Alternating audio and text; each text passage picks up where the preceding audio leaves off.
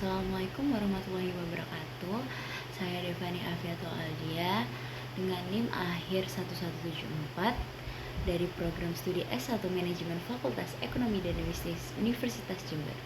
Baik teman-teman, kali ini kita akan belajar bersama materi pasar modal dan pasar uang. Berikut adalah sumber referensi yang saya ambil dalam materi ini. Nah, teman-teman, pasar modal itu apa sih?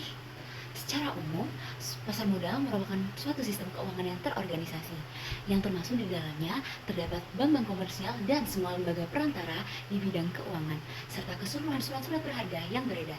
Lalu, menurut Undang-Undang Pasar Modal Nomor 8 Tahun 1995, pasar modal ini sebagai suatu kegiatan yang bersangkutan dengan penawaran umum dan perdagangan efek, perusahaan publik yang berkaitan dengan efek yang diterbitkannya, serta lembaga dan profesi yang berkaitan dengan efek.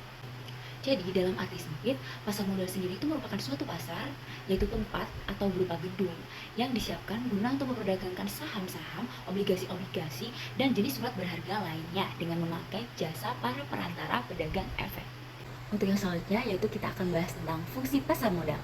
Fungsi pasar modal ini terbagi menjadi dua fungsi. Yang pertama yaitu fungsi ekonomi dan fungsi keuangan.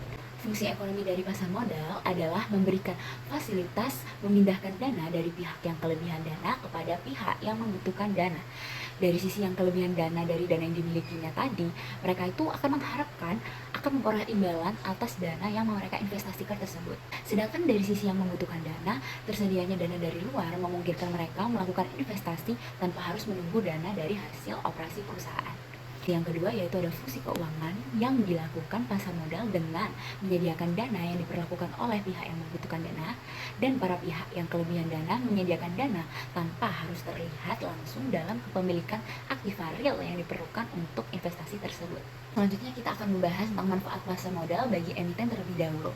Nah, yang pertama yaitu ada jumlah dana yang dapat dihimpun bisa berjumlah besar. Lalu yang kedua, tidak ada confidence sehingga manajemen itu dapat lebih bebas dalam pengelolaan dana atau perusahaan. Yang ketiga, solvabilitas perusahaan itu bisa tinggi, jadi dapat memperbaiki citra perusahaan tersebut. Yang keempat, yaitu ketergantungan emiten terhadap bank menjadi kecil. Yang kelima, cash flow hasil penjualan saham biasanya itu akan lebih besar dari harga nominal perusahaan. Lalu yang keenam ada emisi saham itu cocok untuk membiayai perusahaan yang beresiko tinggi. Dan yang terakhir, jangka waktu penggunaan dana itu tidak terbatas. Selanjutnya ada manfaat pasar modal bagi investor. Yang pertama yaitu nilai investasi ini akan berkembang mengikuti pertumbuhan ekonomi. Yang kedua, memperoleh dividen bagi mereka yang memiliki atau memegang saham, dan bunga tetap atau bunga yang mengambang bagi pemegang obligasi. Yang ketiga yaitu mempunyai hak suara dalam RUPS bagi pemegang saham, mempunyai hak suara dalam RUPO bila diadakan bagi pemegang obligasi. Lalu yang terakhir, dapat dengan mudah mengganti instrumen investasi. Yang selanjutnya yaitu manfaat pasar modal bagi lembaga penunjang. Yang pertama ada menuju ke arah profesional di dalam memberikan pelayanannya yang sesuai dengan bidang tugas masing-masing. Lalu likuiditas efek itu akan semakin tinggi. Yang ketiga yaitu sebagai pembentuk harga dalam bursa paralel. Dan yang terakhir, semakin memberi variasi pada jenis lembaga penunjang. Yang terakhir yaitu manfaat pasar modal bagi pemerintah. Yang pertama yaitu mendorong laju pembangunan pastinya, dan yang kedua mendorong investasi, yang ketiga penciptaan lapangan kerja, keempat memperkecil debt service ratio or DSR, lalu yang terakhir mengurangi beban anggaran bagi BUMN. Selanjutnya kita akan bahas tentang jenis pasar modal yang terbagi menjadi dua. Yang pertama yaitu ada pasar perdana, di mana di sini penjualan perdana efek atau penjualan efek oleh perusahaan yang menerbitkan efek sebelum efek tersebut dijual melalui bursa efek. Jadi pada pasar perdana itu efek akan dijual dengan harga emisi, sehingga perusahaan yang menerbitkan emisi itu hanya memperoleh dana dari penjualan tersebut. Lalu yang kedua terdapat pasar sekunder, yang merupakan penjualan efek setelah penjualan pada pasar perdana berakhir. Dan pada pasar sekunder ini harga efek itu ditentukan berdasarkan kurs efek tersebut. Naik turunnya kurs itu merupakan suatu efek yang ditentukan oleh daya tarik menarik antara permintaan dan penawaran efek tersebut. Jadi kita akan membahas tentang instrumen pasar modal. Dan yang pertama ada saham, yang merupakan surat bukti bahwa kepemilikan atas aset-aset perusahaan yang menerbitkan saham. Dengan memiliki saham suatu perusahaan, maka investor ini akan mempunyai hak terhadap pendapatan dan kekayaan perusahaan setelah dikurangi dengan membayar semua kewajiban perusahaan. Dan saham ini merupakan salah satu jenis sekuritas yang cukup populer yang diperjualbelikan di pasar modal. Dan saham ini dapat dibedakan menjadi saham preferen dan saham biasa. Yang kedua ada obligasi yang merupakan sekuritas yang memberikan pendapatan dalam jumlah tetap kepada pemiliknya. Jadi pada saat membeli obligasi itu investor sudah mengetahui dengan pasti berapa sih pembayaran bunga yang akan diperolehnya secara periodik dan berapa pembayaran kembali nilai par atau par value pada saat jatuh tempo. Dan yang terakhir ada reksadana. Di sini reksadana adalah sertifikat yang menjelaskan bahwa pemiliknya itu menitipkan sejumlah dana kepada perusahaan reksadana untuk digunakan sebagai modal berinvestasi baik di pasar modal maupun di pasar uang. Perusahaan reksadana ini akan menghimpun dana dari investor untuk kemudian akan diinvestasikan dalam bentuk portofolio yang dibentuk oleh manajer investasi. Reksadana ini dapat dibedakan menjadi dua, yaitu reksadana tertutup dan reksadana terbuka. Baik, kali ini kita akan membahas tentang pasar uang. Apa sih pasar uang itu? Jadi, pasar uang itu merupakan tempat pertemuan abstrak yang digunakan para pemilik dana jangka pendek untuk menawarkan kepada calon pengguna yang membutuhkan, baik secara langsung maupun melalui perantara. Dan pasar uang ini merupakan tempat aset-aset keuangan diperdagangkan. Selanjutnya, terdapat fungsi pasar uang. Jadi pasar uang ini berfungsi untuk memperdagangkan dana jangka pendek atau dana yang berjangka waktu kurang dari 1 tahun, itu sebagai sarana alternatif bagi lembaga-lembaga keuangan, perusahaan keuangan dan peserta-peserta lainnya dalam memenuhi kebutuhan jangka pendek atau dalam meminjamkan dana atas kelebihan likuiditasnya. Selanjutnya terdapat ciri-ciri dari pasar uang.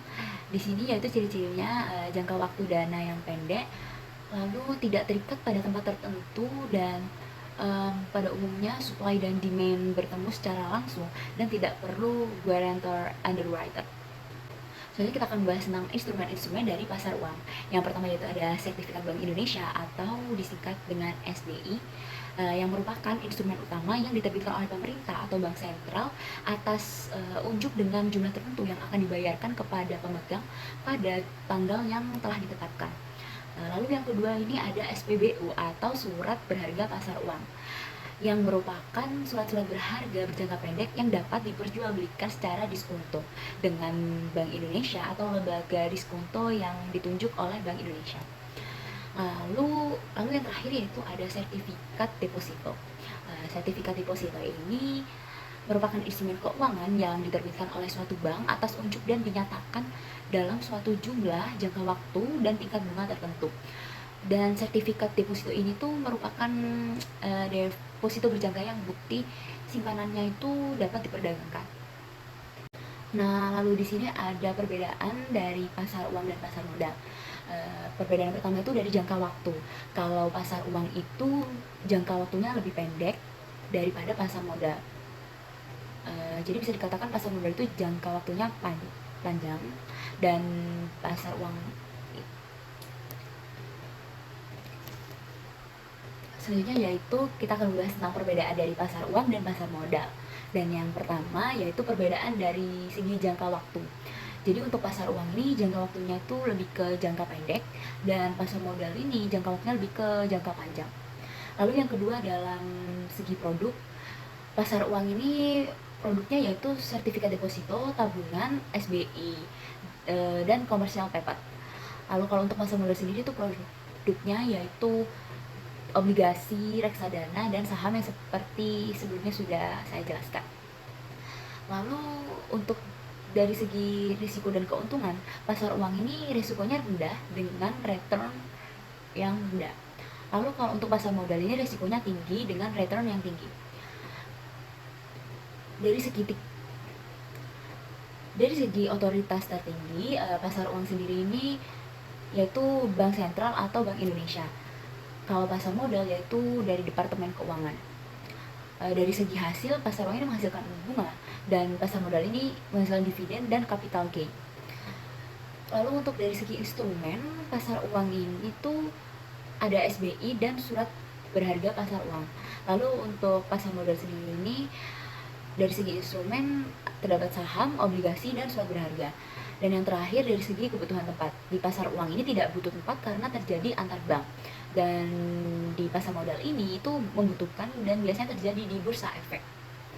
Baik, teman-teman, sekian. Terima kasih. Itu tadi materi yang bisa saya paparkan. Semoga kalian paham. Jika ada yang ditanyakan, boleh langsung komen di bawah. Terima kasih. Wassalamualaikum warahmatullahi wabarakatuh.